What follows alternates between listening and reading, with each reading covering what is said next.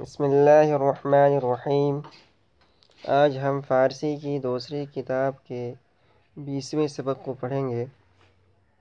ہمارا سبق چل رہا تھا انتخاب از گلستاں، اور اس میں باب اول در سیرت پادشاہاں، اور اس کے تحت جو مختلف کئی حکایتیں اور قصے بیان کی گئی ہیں، اس میں ہم آج تیسرا قصے پڑھیں گے، حکایت سوم کو پڑھیں گے۔ تو ہم سبق شروع کرتے ہیں۔ کہہ رہے ہیں حکایت سوم۔ حکایت کے معنی قصہ، اور سوم معنی تیسرا۔ حکایت سوم، تیسرا قصہ۔ بادشاہ با غلام عجمی در کشتی نشستہ بود۔ بادشاہ ایک بادشاہ با غلام عجمی در کشتی نشستہ بود۔ غلام عجمی غلام، اور عجمی کہتے ہیں غیر عرب کو، جو عرب کا رہنے والا نہ ہو اس کو عجمی کہتے ہیں۔ اور کشتی کی معنی فارسی زبان میں جہاز کے آتے ہیں۔ اب ترجمہ ہوگا، بادشاہ با غلام عجمی در کشتی نشستہ بود۔ ایک بادشاہ عجمی غلام کے ساتھ جہاز کے اندر نشستہ بود، بیٹھا ہوا تھا۔ یعنی ایک بادشاہ سفر کر رہا تھا اور اس کے ساتھ کئی غلام تھے، اور ان غلاموں میں ایک غلام عجمی بھی تھا۔ اور چونکہ آگے جو واقعہ ذکر ہے اسی عجمی غلام سے متعلق ہے، اس لیے خاص طور پر اس عجمی غلام کو ذکر کیا گیا ہے۔ وہ غلام ہرگز دریا نہ دیدہ و محنت کشتی نیازمودہ۔ وہ غلام ہرگز دریا نہ دیدہ، اور غلام نے ہرگز کبھی بھی دریا نہ دیدہ سمندر کو نہیں دیکھا تھا۔ دریا کے معنی سمندر کے کریں گے۔ اور غلام ہرگز دریا نہ دیدہ، اور اس غلام نے کبھی بھی سمندر کو نہیں دیکھا تھا۔ وہ محنت کشتی نیازمودہ، اور نہ کشتی میں بیٹھنے کی تکلیف اٹھائی تھی۔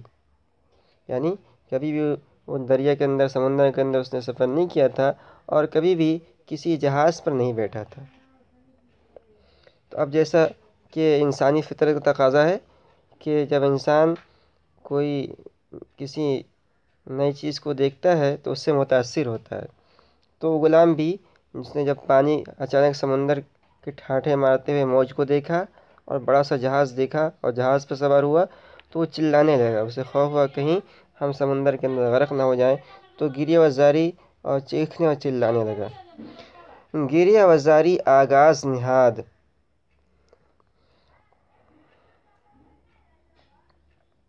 اس نے رونا دھونا شروع کر دیا۔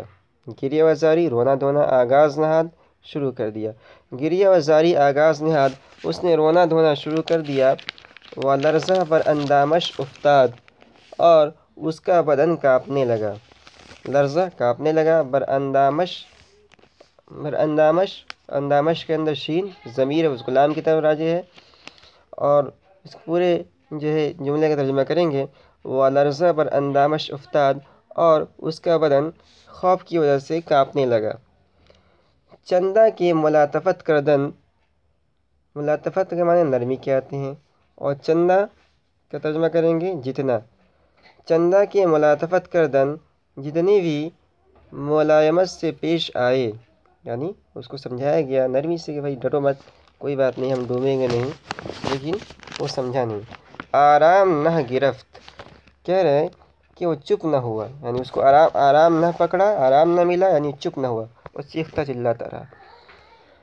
ملک را عیش ازو منغز شد،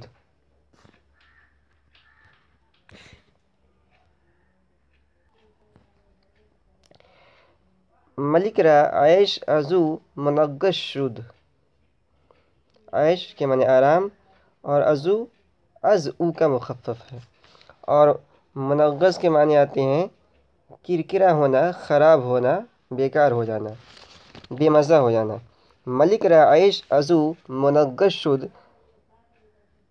بادشاہ کا عیش بادشاہ کا مزہ اس کی وجہ سے منغص شد کرکرا ہو گیا، یعنی وہ بادشاہ چونکہ تفریح کی نیت سے نکلا تھا اور گھومنے کی نیت سے نکلا تھا، ذہنی سکون کی وجہ سے نکلا تھا، اب اس غلام کے کیس کی وجہ سے، اس غلام کے رونے دھونے کی وجہ سے وہ اس کا مزہ جاتا رہا۔ چارہ نہ دانست، کوئی تدبیر اس کو سمجھ میں نہیں آئی۔ چارہ نہ دانست، اس کو کوئی تدبیر سمجھ میں نہیں آئی۔ حکیم درا کشتی بود، کہہ رہے ہیں کہ اس کشتی میں ایک عقل مند آدمی بھی تھا۔ حکیم، ایک عقل مند آدمی، حکیم کہتے ہیں جو عقل اور دانائی کی باتیں کرتا ہو، جو عقل مند آدمی ہو اس کو حکیم کہتے ہیں۔ حکیم درا کشتی بود، اس جہاز میں ایک عقل مند آدمی تھا۔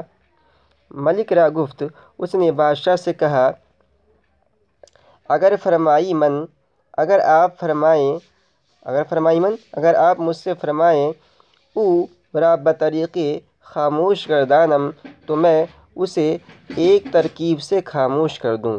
اورا اس کو، بطریقے ایک طریقے سے یا ایک تدبیر سے، خاموش گردانم خاموش کر دوں، یعنی اگر آپ مجھے دیں تو میں بھی کوشش کروں اور اپنی ایک تدبیر سے اس کو خاموش کر سکتا ہوں۔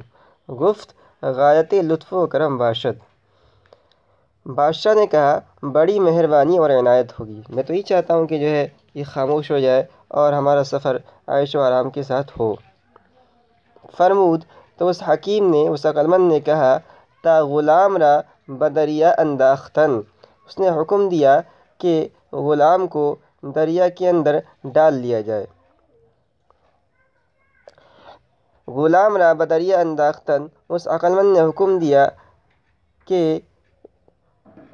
اس عقل مند نے حکم دیا، فرمود اس عقل مند نے حکم دیا، تا غلام را بدریا انداختن، اور لوگوں نے غلام کو دریا میں ڈال لیا، یعنی لوگوں نے، اس حکیم نے اشارہ، عقل مند نے کہا کہ اس کو دریا میں ڈال دو، کشتی میں ڈال دو، لوگوں نے اٹھا کے فوراً سمندر میں ڈال دو، لوگوں نے اٹھا کے اس کو سمندر کے اندر پھینک دیا۔ اب وہ سمندر کے اندر گیا تو ہاتھ پاؤں مارنے لگا اور اس سمندر کے اندر جو ہے غوطے کھانے لگا۔ بارے چند غوطہ بخورد، اس غلام نے چند غوطے کھائے۔ ازا پس مویش، یہ مویش، مو کے معنی بال اور یش یہ مجہول اضافت کی وجہ سے، اور شین ضمیر ہے جو اس غلام کی طرف راجع ہے۔ ازا پس مویش بگرفتند، کہہ رہے ہیں ازا اس کے بعد لوگوں نے اس کے بال پکڑے، مویش بگرفتند اس کے بال پکڑے، وسوئے کشتی آوردند اور کشتی کی طرف لے آئے۔ در سکان کشتی در آویخت، تو اس نے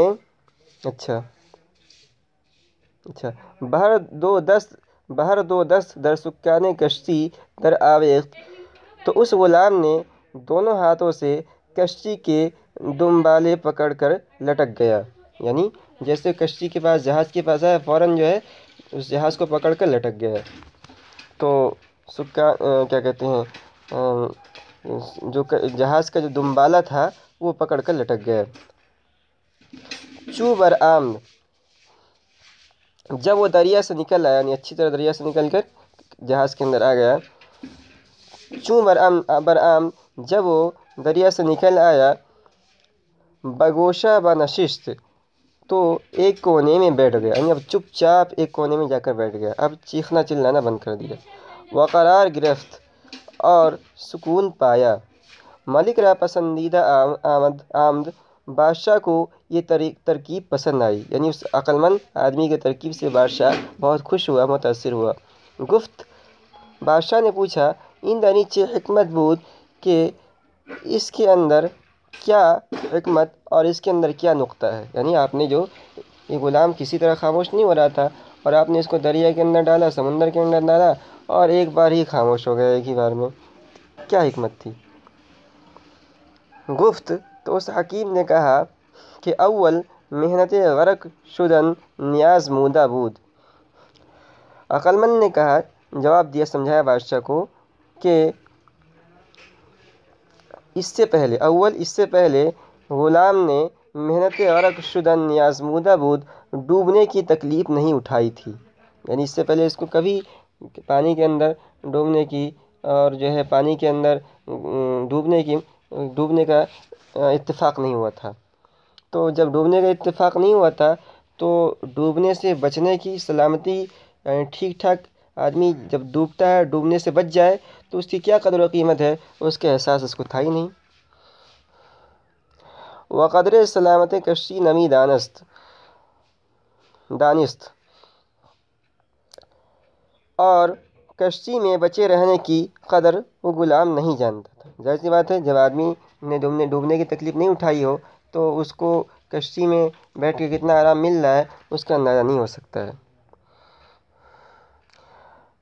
ہم چنی قدر عافیت کسی داند کہ بمصیبت گرفتار آید، ہم چنی اسی طرح قدر عافیت کسی داند، عافیت کی قدر، آرام کی قدر وہی شخص جانتا ہے کہ بمصیبت گرفتار آید، جو کسی مصیبت میں گرفتار ہو جائے۔